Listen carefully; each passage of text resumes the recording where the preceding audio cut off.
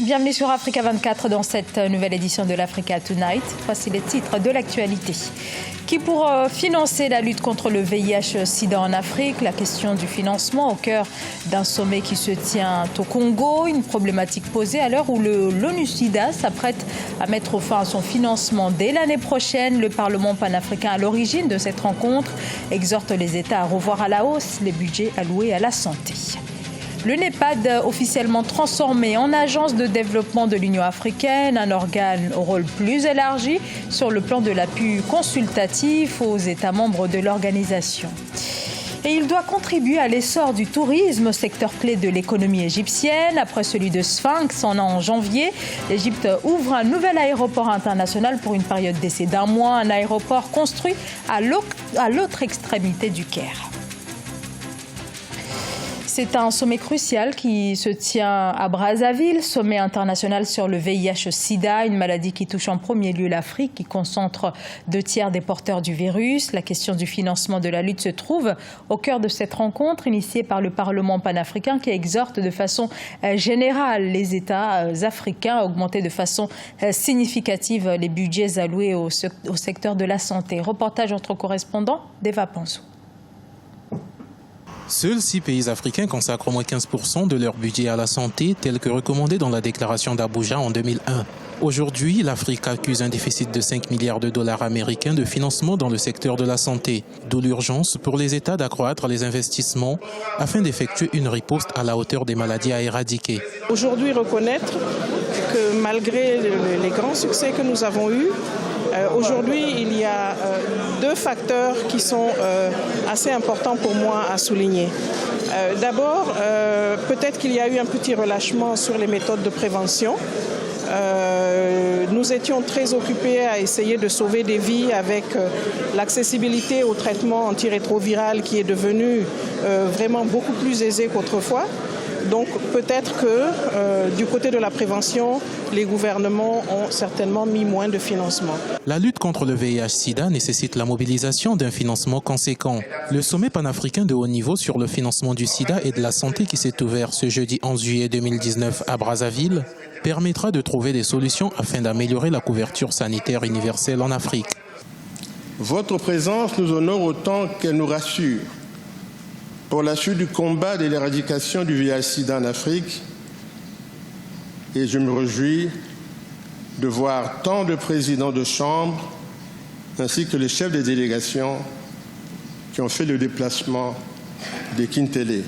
Ce sommet sur le financement du sida et de la santé est une occasion de mettre aussi en lumière le rôle du Parlement panafricain et des parlementaires africains sur l'urgence d'augmenter la part du secteur de la santé dans les budgets nationaux afin d'éradiquer le sida, la tuberculose et le paludisme d'ici 2030. Au Togo, l'opposition qui parle de fraude lors du scrutin du 30 juin rejette formellement les résultats des élections municipales. La C14 dénonce la victoire du parti au pouvoir, l'Union pour la République, qui remporte plus de 60% des sièges, signant ainsi la débâcle de l'opposition à moins d'1 an de l'élection présidentielle. Philomène Tine. Les élections municipales au Togo ont rendu leur verdict le 5 juillet 2019 suite à la publication des résultats par la Commission électorale nationale indépendante. Sur les 1490 sièges pourvus, le parti au pouvoir, UNIR, en rafle 895. En deuxième position, l'Alliance nationale pour le changement en a obtenu 134 et la coalition de l'opposition C14 obtient 131 sièges. Sans surprise, ces résultats provisoires d'un scrutin qui aurait enregistré une proportion importante de bulletins nuls ainsi qu'un fort taux d'abstention ne contentent pas certains acteurs politiques. Tout a été mis en œuvre pour organiser de manière frauduleuse ces élections. La Commission électorale nationale indépendante a procédé de manière unilatérale à l'organisation.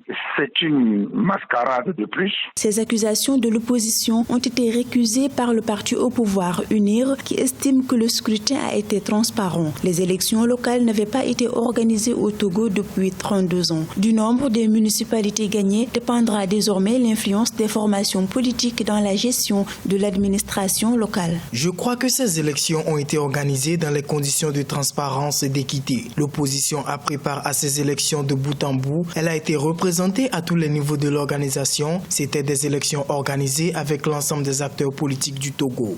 24 partis politiques et 100 candidatures indépendantes étaient en lice pour ces élections municipales. Au total, 1527 conseillers municipaux sont élus. À leur tour, ils désigneront par vote les maires des 117 communes du pays.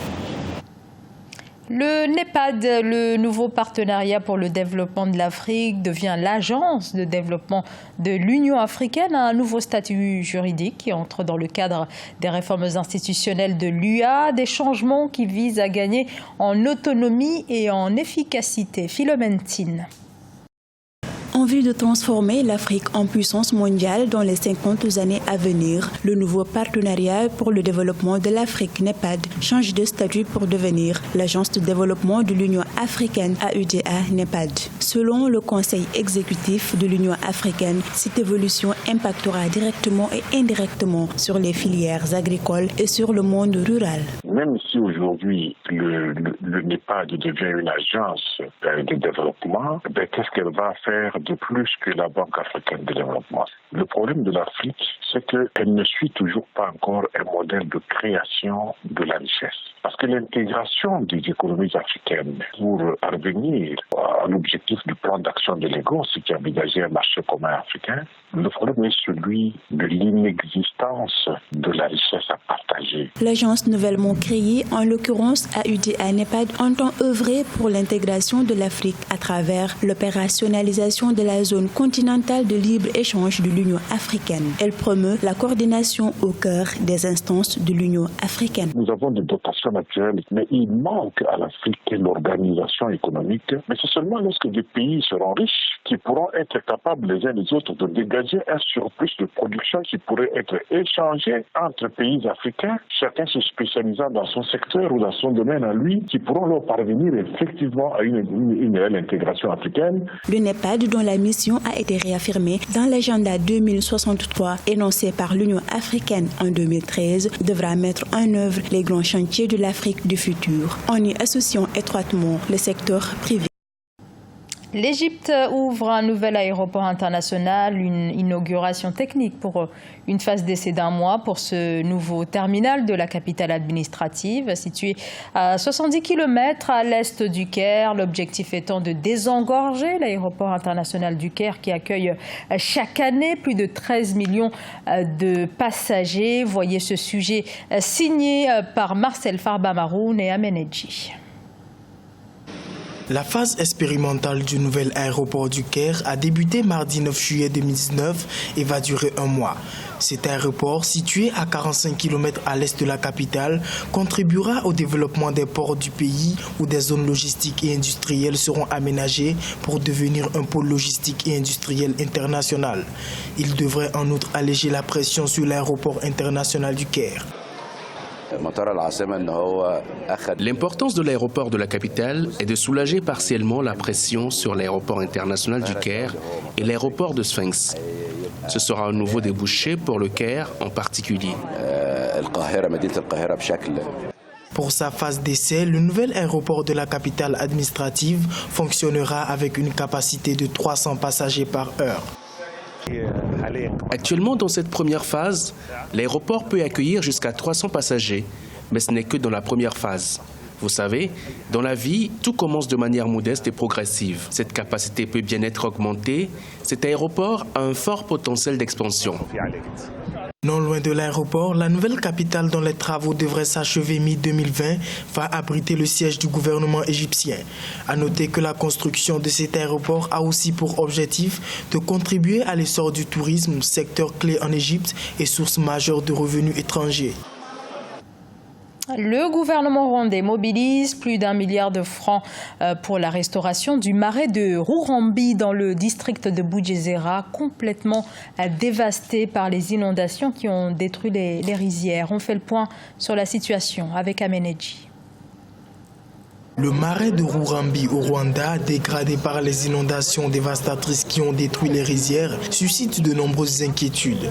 À cet effet, le gouvernement a alloué une enveloppe financière d'1,3 milliard de francs rwandais au financement de la restauration de 850 hectares de la rivière Urambi Marshlands. Les problèmes d'irrigation, les problèmes de fertilité, du fait du manque d'eau, sont très préjudiciables à la production du riz de façon extensive. Ensuite, on pourrait citer la prolifération des végétaux flottants et nuisibles qui entravent la culture du riz de façon exponentielle. L'année 2018 fut celle de tous les désespoirs car les inondations ont détruit les plantations et fait perdre aux producteurs des investissements estimés à plus de 300 millions de francs rwandais. Sur les 3000 tonnes de riz attendues à la récolte, une bonne partie perdue est chiffrée à environ 900 millions de francs rwandais, comptabilisés en fonction de la vente des produits. Par conséquent, les autorités rwandaises exhortent le gouvernement à faire du développement des marais une priorité. Le véritable problème en matière de déficit technique, c'est d'abord